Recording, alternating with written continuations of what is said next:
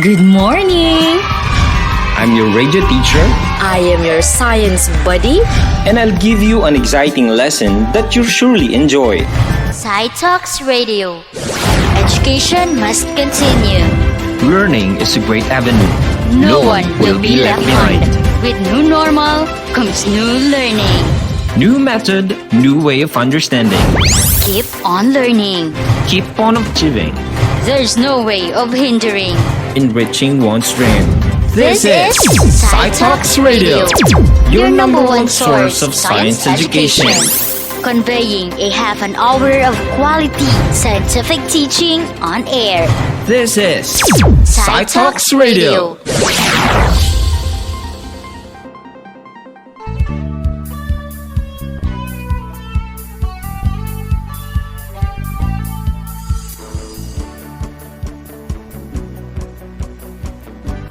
Hello, 8th grade! We are now on the third week of the last quarter of the school year. How was your second week of this quarter? I know you're doing good. I'm sure you are all so excited to know more about biological science. Wonderful morning, grade 8 students! Here we are at Radyo Eskwela making your fourth quarter of the school year more fun and exciting through listening to our broadcast. This is Teacher Justin de la Cruz, your science buddy for today. I'm glad that your eagerness to listen in Radyo Eskwela doesn't stop. I can feel that you are set for the episode that is full of learnings. Are you ready for an additional learning adventure with me? Yes, sir. At this point in time, lend me your ears and pay attention for today's episode. Before we begin, be in a relaxed place and make sure your stomach is full, that you'll have the keenness to learn and get the things that you will be needing for today's episode. And please take down all the important details. Fasten your seatbelt and enjoy the ride. Let's go! Before we start another learning journey, let's review our past lesson. Can you still recall it? Oh, yes. That's great! What was it again? It's all about the role in the cell division cycle of mitosis and meiosis. I know you can still remember about our last lesson. Am I right? Yes, sir.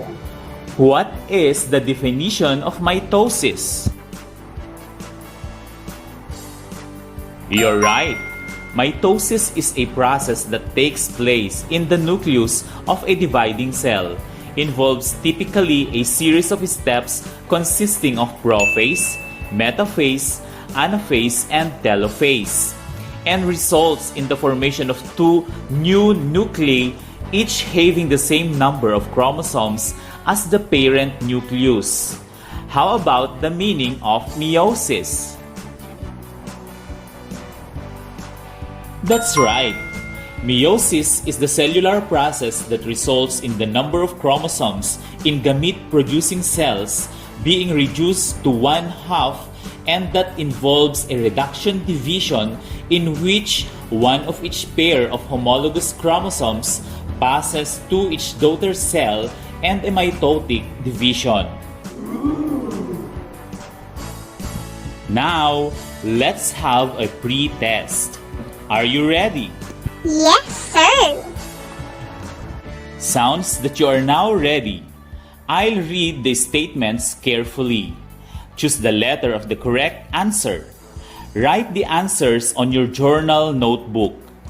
For item number 1, what branch of biology deals with the study of heredity and variation? A. Genes, B. Genetics, C. Heredity, or D. Traits?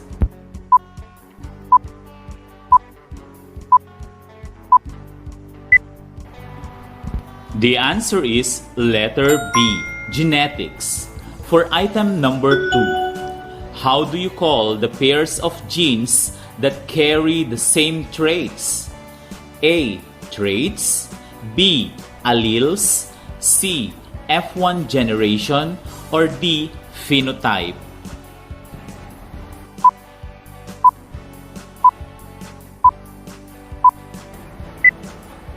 That's correct. The answer is letter B, alleles. For item number 3, which of the following is an example of an allele? A. Capital letter C. B. Small letter C. C. Double capital letter C. Or D. Double capital letter C and a small letter C.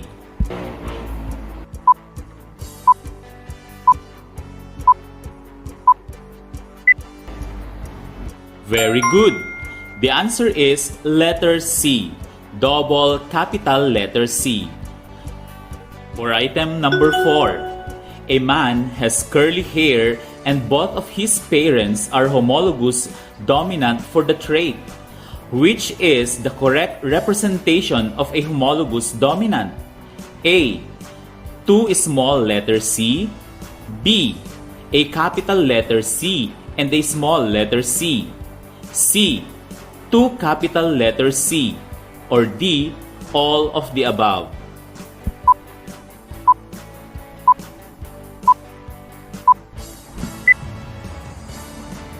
Amazing! The answer is C. 2 capital letter C. For the item 5, which of the following is an example of recessive genotype? A. 2 small letter C. B. A capital letter C and a small letter C. C. 2 capital letter C. Or D. All of the above.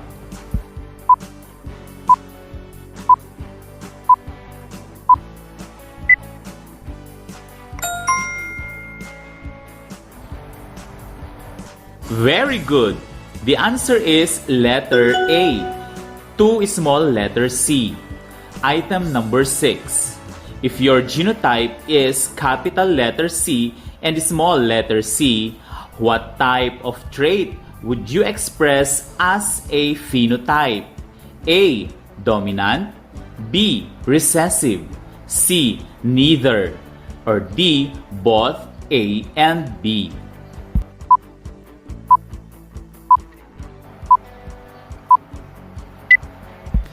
Amazing! The answer is letter A, dominant. In item number 7, which is the correct definition of phenotype? A. The gene combinations possible for a given trait. B. The physical expression of the trait. C. The genetic makeup of a specific organism. Or D. All of the above.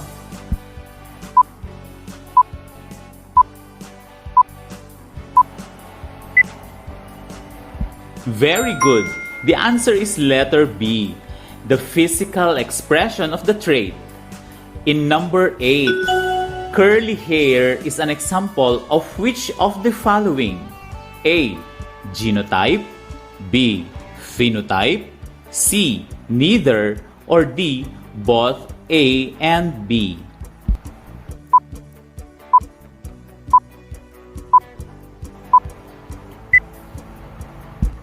Good job! The correct answer is letter B, phenotype. Number 9. A capital letter C and a small letter C and double capital letter C are examples of which of the following? A. Genotype. B. Phenotype. C. Neither. Or D. Both A and B.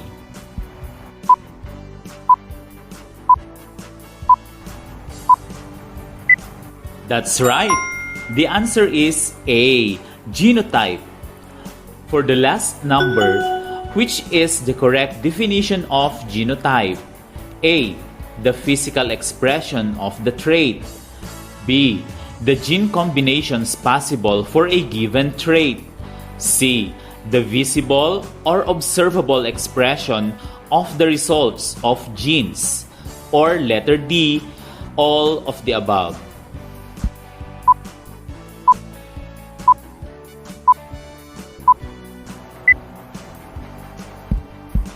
The answer is letter B, the gene combinations possible for a given trait. Good job! You did your best to answer all the questions. Now, are you ready to continue your journey? Oh, yes. I will be with you as you travel. Enjoy and learn on this episode. Do you have an idea about it? Correct! It is all about predict phenotypic expressions of traits. Let's begin. Gregor Mendel discovered the basic principles of heredity by breeding peas in carefully planned experiments. Later on, Mendel discovered the principle of inheritance and genetics, the branch of biology that deals with the study of heredity and variation. It explains why closely related individuals resemble each other. It also describes the processes involved in the development of new characters that explains why members of the same species show variations in the characters they express. There are three laws on Mendelian principles. First is the law of dominance, which states that the dominant trait dominates or prevents the expression of the recessive trait. Mendel conducted an experiment allowing the true breeding plants to cross-fertilize. The pure plants were the parents or P1 generation, while the offspring of the P1 cross are the first filial generation or F1 generation. Mendel noted that for each trait he studied, one of these will be dominant and will be expressed if it is present and mask the recessive trait. According to Mendel, if the organism inherits two of the same gene, the genotype is homozygous, 2 capital letter T or 2 small letter t. If it inherits two different genes, it is heterozygous, a capital letter T and a small letter t.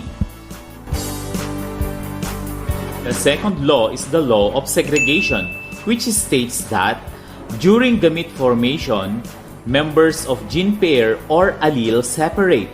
Every individual organism contains alleles for each trait, and that these alleles segregate or separate during meiosis, such that each gamete contains only one of the alleles. An offspring thus receives a pair allele for a trait by inheriting homologous chromosomes from the parent organisms. One allele for each trait from each parent.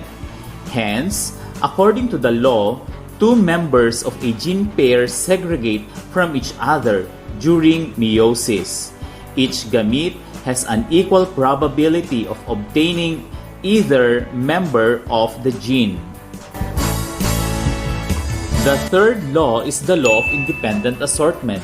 It states that the expression of one particular trait does not affect the expression of another trait. Mendel continued his experiments by crossbreeding two hybrid plants of the F1 generation, which become P2 generation. He wanted to determine if the trait for seed color would influence the trait for seed shape. Mendel found out that the dominant trait of one kind did not mask the expression of the recessive trait of another kind. This means that the seed color, for instance, does not have any connection with the seed shape of the pea plant. What a great contribution by the father of genetics! These principles formulated by Gregor Mendel are not only limited to plant traits. Have you ever wondered why you don't look like your mother or father? Come on, let's investigate. Okay. Suppose your father has a curly hair and your mother has straight hair. You are the only child and inherited curly hair from your father. Your parents are expecting a second child. What are the chances that the second child would have curly or straight hair? The Punnett square is a diagram that is used to predict an outcome of a particular cross or breeding experiment. It is named after Reginald Punnett, the person who devised it. The vertical column lists the gametes from the female parent, while the horizontal column has the gametes of the male. There are 6 tips to solve the problem using Punnett square. Step 1. Choose a letter to represent the genes in the cross. Step 2. Write the genotypes of the parents involved in the cross or the P1 in symbols. Step 3. Determine the possible gametes that the parents can produce. Step 4. Place these gametes at the top and side of the Punnett square. Step 5. Fill in the empty boxes of the Punnett square by writing the alleles from the gametes that combine in the appropriate boxes. And the last step, using the results written. For A is the genotypes. 2, a capital letter C and a small letter c, is heterozygous curly hair. And 2 with 2 small letter c is homozygous straight hair. For letter B, the phenotypes. 2 curly hair and 2 straight hair. 50% chance of having curly hair and 50% chance of having straight hair. Are you still there? Yes, sir. That's good. I know you learned a lot today. Let me test you if you really listen carefully to our discussion. Are you ready? Oh, yes. What are the 3 laws of Mendelian principles? You're right. The 3 laws of Mendelian principles are law of dominance, law of segregation, and law of independent assortment. What is law of dominance? Very good. Law of dominance states that the dominant trait dominates or prevents the expression of the recessive trait. What is the genotype of the organism which inherits 2 of the same gene? That's right. It is a homozygous with 2 capital letter T or 2 small letter t. What if it inherits 2 different genes? Amazing! It is a heterozygous, capital letter T and small letter t. What does the second law mean? Awesome! Law of segregation states that during gamete formation, members of a gene pair or allele separate. The third law is the law of independent assortment. What does it mean? Correct! The expression of one particular trait does not affect the expression of another trait.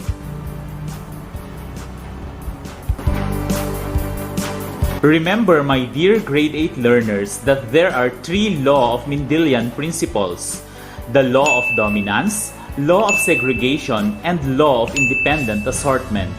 Are you ready with your quiz? Yes, sir. Nice! It shows that you are now ready. So, get your quiz notebook and ballpen. Okay. I can really feel the excitement coming from the 8th graders. So, get your quiz notebook and be ready. Are you ready? Oh, yes. That's the energy. For this quiz, you have to identify the sentences. Write the correct letter. Let's start. For item number 1, who discovered the basic principles of heredity by breeding peas in carefully planned experiments? A. Reginald Punnett. B. Gregor Mendel. C. Isaac Newton. Number 2. The Punnett square is a diagram that is used to predict an outcome of a particular cross or breeding experiment. It is named after blank. A. Reginald Punnett, B. Gregor Mendel, C. Isaac Newton.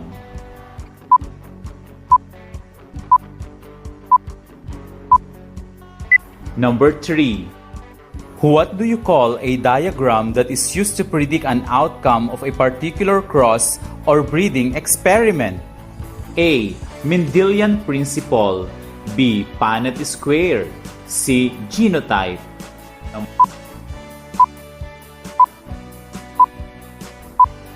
Number 4.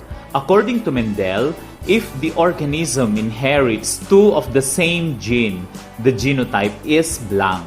A. Heterozygous, B. Homogeneous, C. Homozygous. Last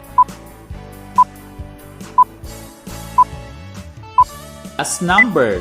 What are the three laws of Mendelian principles? A. Law of dominance, law of Mendel, law of genotype. Letter B. Law of dominance, law of segregation, law of independent assortment.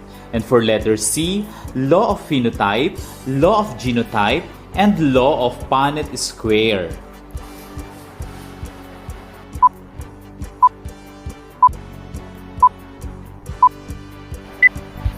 Are you done answering, my dear students? Yes, sir.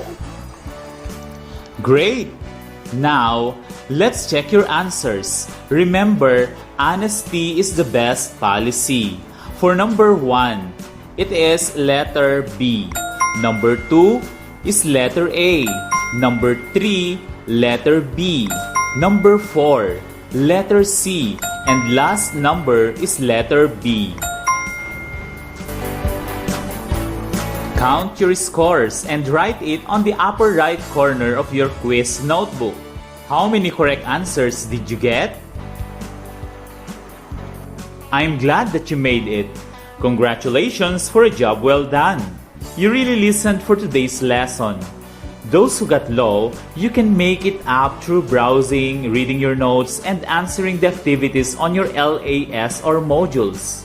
Remind your parents to follow the safety protocols when submitting your answer sheets. Can I count on you on that? Yes, sir. Wow, that's great. Congratulations! You accomplished all the tasks. Another day has ended and I am sure you learned a lot. Thank you for joining me today. Always remember to practice personal hygiene protocols at all times. This episode was made possible and thanks to our scriptwriter, Mrs. Lee Ivy Pitines, and the SDO Isabela RBI production team. This is your science body teacher, Justin De La Cruz, leaving you a quote by Philip Kitcher. It is hard to hide our genes completely. However devoted someone may be to the privacy of his genotype, others with enough curiosity and knowledge can draw conclusions from the phenotype he presents and from the traits of his relatives. Keep safe, everyone. God bless and goodbye.